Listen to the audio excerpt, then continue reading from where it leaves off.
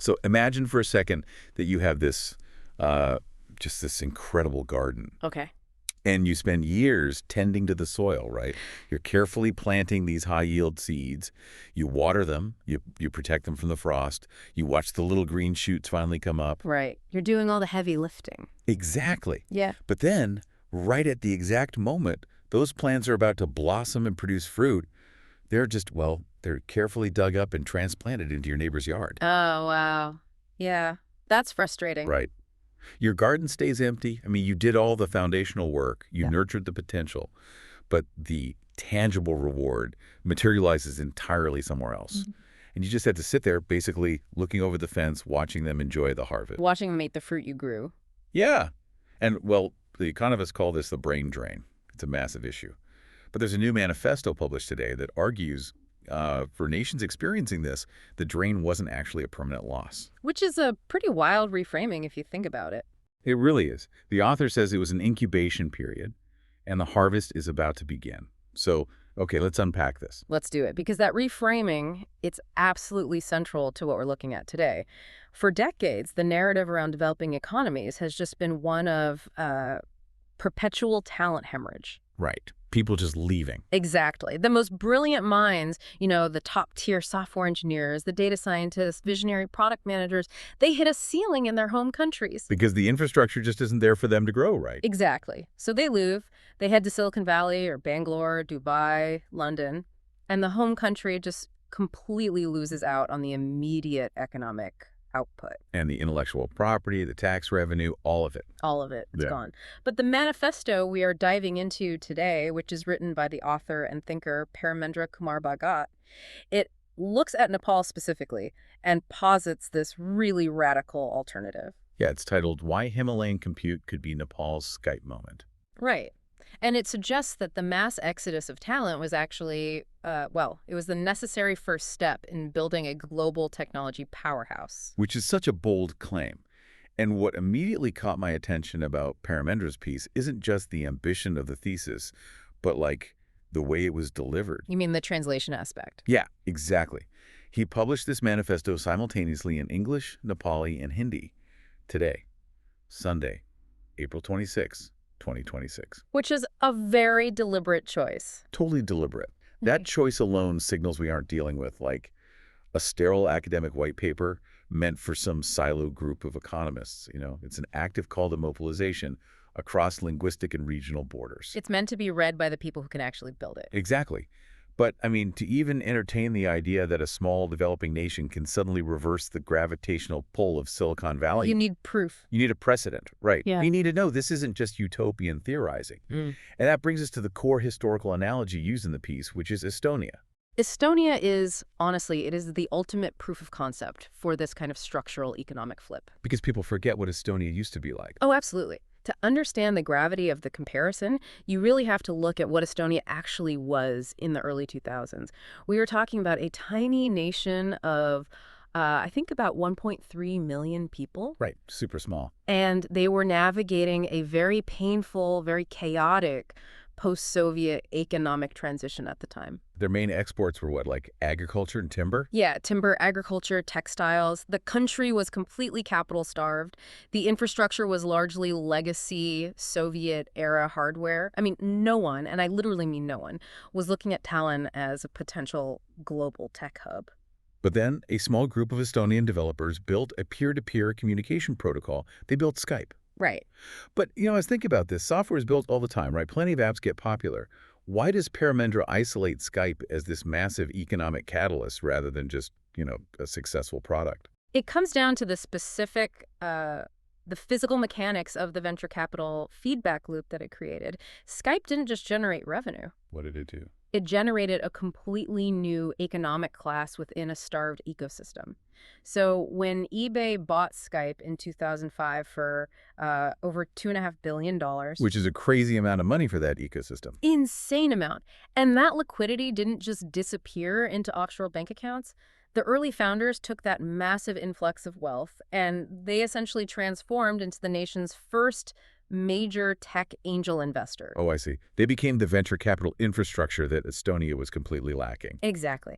And it wasn't just the money. The early engineers who built Skype's architecture, they didn't just retire to an island. They became the technical mentors for the next wave of startups. Because they had actually seen global scale. Right. They knew how to build it. And they stayed in the ecosystem to teach the next generation how to bypass all the mistakes they had made. So it's like a recycling of both capital and high-level architectural knowledge. You suddenly have this localized group of people who understand how to negotiate with global venture capitalists. How to structure equity. Right. The structure equity and how to scale server architecture to handle, like, millions of concurrent users. And that localized knowledge, it triggers a chain reaction because global capital, venture capital, is fundamentally risk averse. Right. They want safe bets. But it's also a herd mechanism. Once international investors saw that a globally dominant tech company could originate in Estonia, the perceived risk of investing in that region just plummeted. But the floodgates opened. Exactly. Right. Suddenly, money started flowing into new Estonian ventures. That one single success birthed an entire ecosystem. You had fintech giants like TransferWise, which is now Wise, cybersecurity firms, AI startups. Yeah, I see the financial mechanics there. But I think we have to talk about the psychological shift, too. Yeah, definitely. Because relying purely on a capital influx kind of ignores the human element of innovation. Yeah. I mean, when you spend your entire life in an economy built on agriculture or like outsourced low-level IT support, there was this pervasive national imposter syndrome. Oh, 100%. The mental barrier is basically, we do the grunt work for someone else's big idea. Exactly. We aren't the main characters. Right. But what Skype did was shatter that limitation. Yeah. It proved to Estonians and the world that world-class paradigm-shifting technology could be originated from their own soil. It's the 4-minute mile effect, right, but applied to macroeconomics. Oh, that's a great way to put it. Once the psychological barrier is broken, everything changes. I mean, think about any localized industry. When one person in your immediate network achieves something previously thought impossible, the baseline reality for everyone around them just shifts instantly. And Paramendra is arguing that Nepal is standing on the precipice of its own 4-minute mile. But what's crucial here is that he isn't suggesting Nepal should just build a communication app, right? The actual mechanism he proposes, which he calls Himalayan Compute, is a fundamentally different beast. Oh, yeah. It's a completely different scale. So let's define that beast. Because moving from a software application like Skype to a massive infrastructure play like Himalayan Compute is a huge logistical leap. It is. He calls it a platform company with network effects. Yeah. Let's break down the mechanics of that. Because building a platform isn't like building a consumer app. No, not at all. You aren't building the car, you're laying down the concrete for the highway system that every other car has to drive on. And that distinction completely changes the entire business model. I mean, a consumer app has to fight for human attention, which is, it's fickle and it's localized. Super fickle. One day you're popular, the next you're not. Right. But a platform company provides the underlying foundational infrastructure that other businesses literally require to exist. Like Amazon Web Services or Microsoft Azure. Exactly. AWS and Azure, they provide the raw computing power, the data storage, the API layers that allow 10,000 other startups to even function. Right. So when Paramendra proposes Himalayan Compute, he is envisioning a distributed, scalable compute infrastructure. And the genius of tying it to the Himalayan region lies in the raw physical demands of the current global tech market. Here's where it gets really interesting. You're talking about the global AI bottleneck. Yes. Because we are currently watching an absolute arms race in artificial intelligence. And I think the general public often thinks of AI as this ethereal, weightless magic living up in the cloud somewhere. Yeah, right. Like it's just software floating around. Exactly. But AI is incredibly heavy. Training a modern large language model requires stringing together tens of thousands of highly specialized GPUs running at maximum capacity for months at a time. And it requires a staggering amount of electricity. Staggering almost understates it. I mean, the power consumption of data centers globally is becoming a localized crisis in legacy tech hubs. Oh, yeah. Places like Northern Virginia or Ireland, they are physically running out of grid capacity to support new server farms. They literally can't plug any more in. Exactly. And it's not just the electricity to power the chips. NVIDIA H100s, which are basically the lifeblood of modern AI, they run incredibly hot. Yeah, the heat is a huge issue. The physics of thermodynamics in these dense server clusters mean that a massive percentage of a data center's operating budget, Wait, how much? sometimes up to 40% of the budget. Wow. Yeah, 40% goes entirely to HVAC systems, Right. just keeping the room cold enough so the silicon doesn't literally melt. Which brings us perfectly to the geological advantage. I mean, tech giants are currently spending billions of dollars artificially air conditioning massive concrete bunkers in the Nevada desert or the American South. It's wildly inefficient. It is. Yeah. But if you look at the Himalayas, you are looking at a geological heat sink. You have inherently cool climates year-round at altitude. Right. You are essentially getting billions of dollars worth of artificial cooling subsidized completely by nature. Nature provides the cooling, and geography provides the power. Explain that part. Well, the rivers flowing down from the highest peaks on Earth, they represent massive, largely untapped hydroelectric potential. Oh, right. Green energy. Exactly. So you have a global market desperate for green renewable compute power, and a region that possesses both the natural climate to cool the servers and the water flow to power them. That is fascinating. It reframes the physical geography of Nepal entirely. It really does. It's no longer just, a tourism asset or a mountaineering destination. It is a competitive technological asset on the global infrastructure stage. Okay, I see the vision. The thermodynamics make sense. The hydroelectric potential is real. And the global market demand for AI compute is absolutely undeniable. Definitely. But, and I have to push back hard on the logistics here, Go for it. we aren't talking about writing code in a coffee shop. Building data centers requires billions in capital expenditure. Yes, it does. It requires importing highly sensitive, incredibly expensive silicon hardware into a landlocked country. It requires laying ultra-low latency fiber optic cables through some of the most unforgiving terrain on the planet. The logistics are a nightmare historically. Right.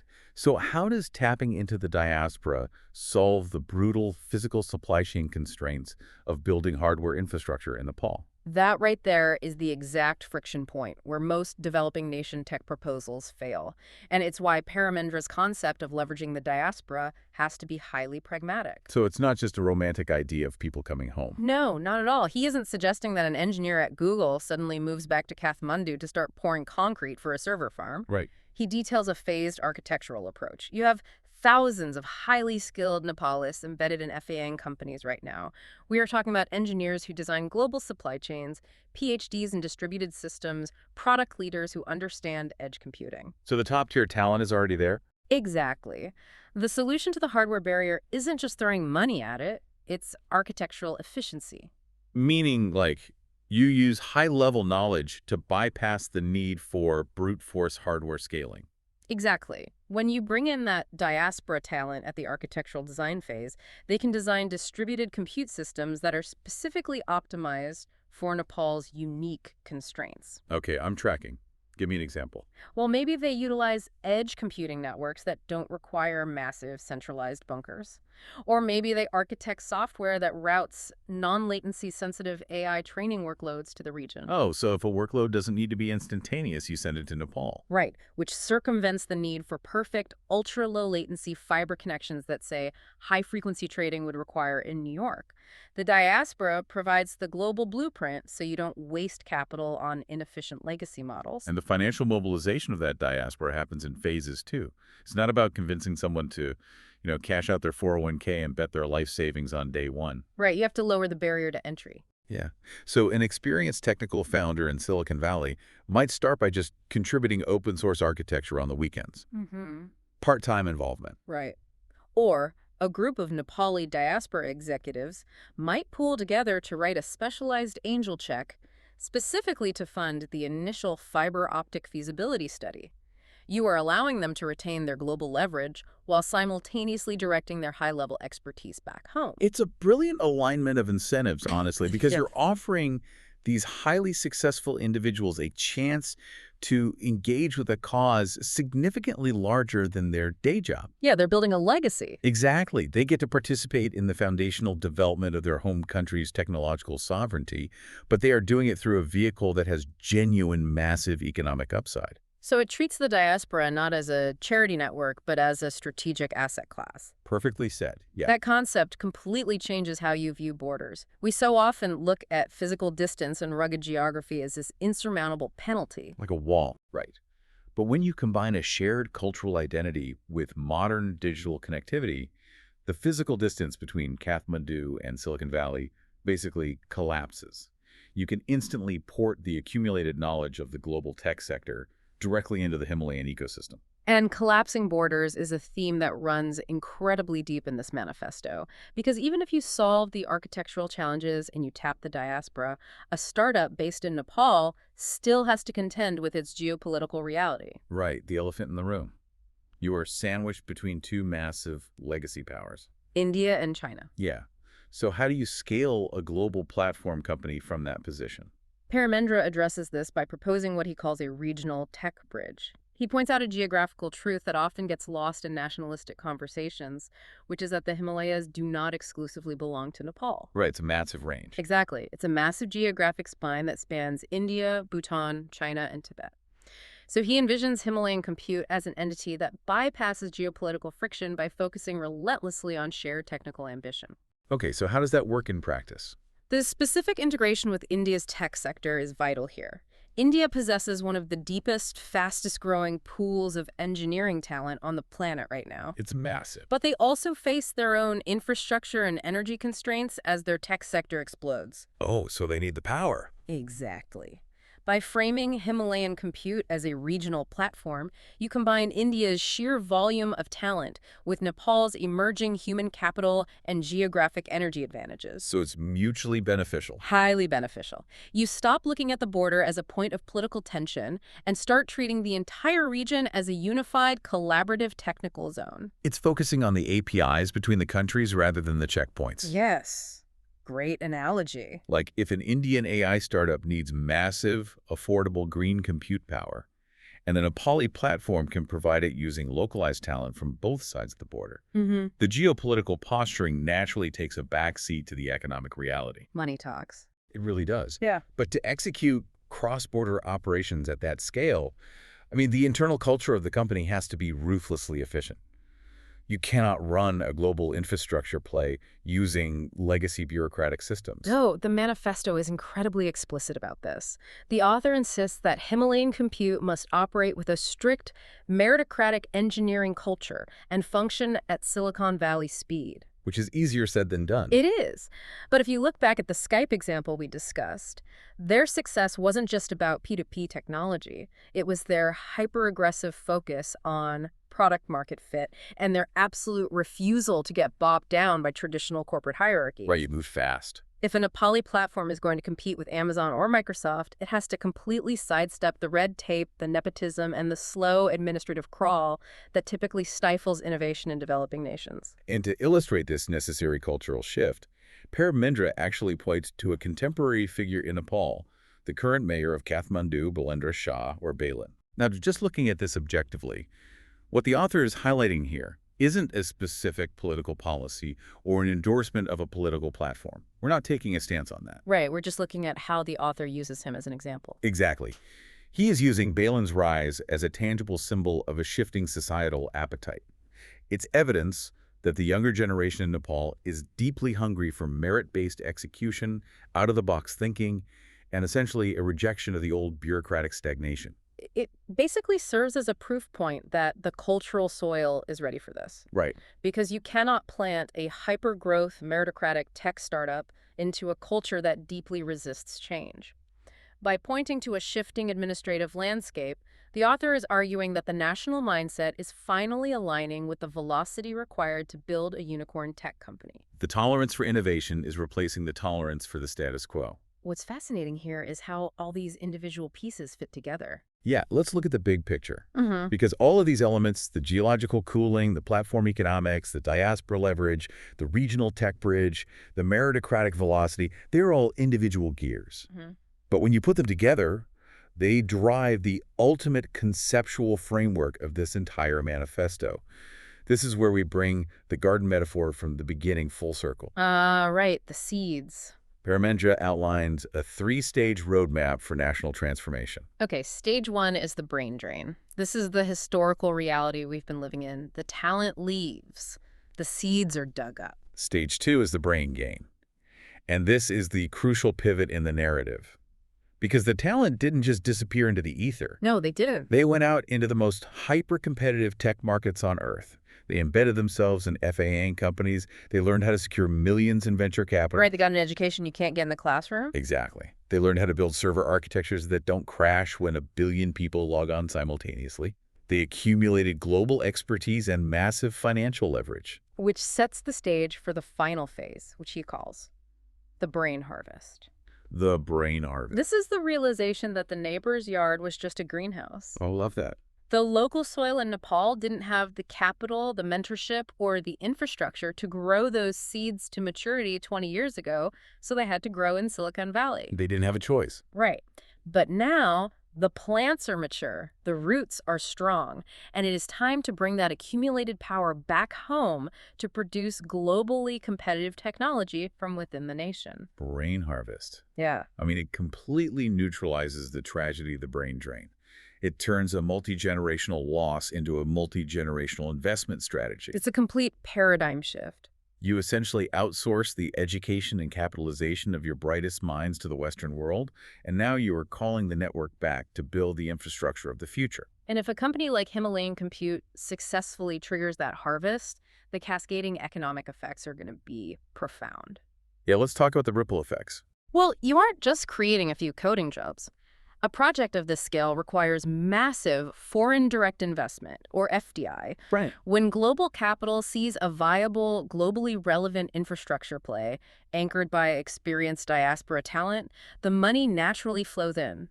And that capital creates high-quality local jobs across a massive spectrum. It's not just engineers. Not at all. Yeah. You need product managers, supply chain logistics experts, legal teams specializing in international IP law, localized technical recruiter. Yet all those jobs directly incentivize return migration. Yeah. Because the reason people leave isn't because they hate their home country, right? Exactly. It's because the ceiling is too low.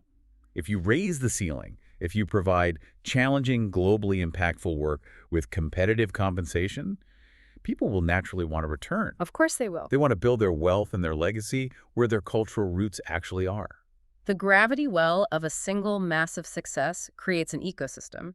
It breeds local venture capital firms, accelerators, specialized university programs designed specifically to feed the new industry. It firmly stamps "Made in Nepal" onto the global innovation map. Which fundamentally alters how the world interacts with the nation's economy going forward. Now, to really grasp the sheer scope of this proposal, I think you have to look at the mind that engineered it.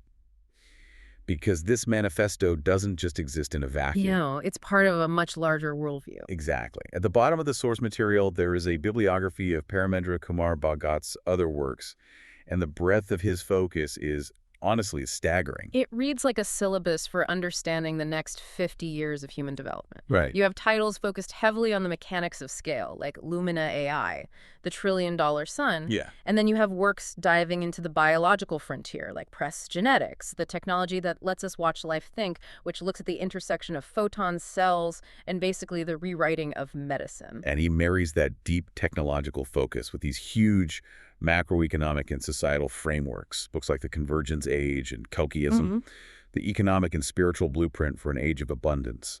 It's incredibly wide-ranging. It is. He also writes extensively on the immediate geopolitical realities shaping global markets.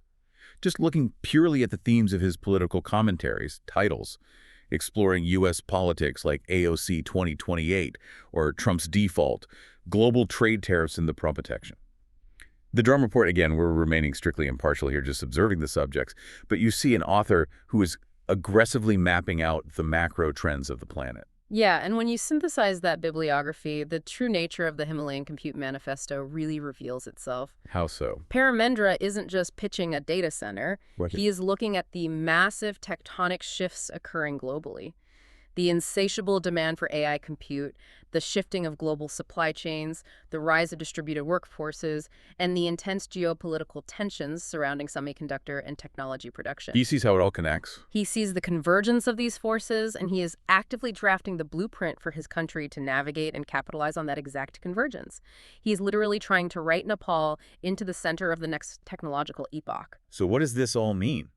He's recognizing that the rules of the game have fundamentally changed. I have. Developing nations no longer need to build cheap imitations of Silicon Valley. They don't need to compete on legacy terms.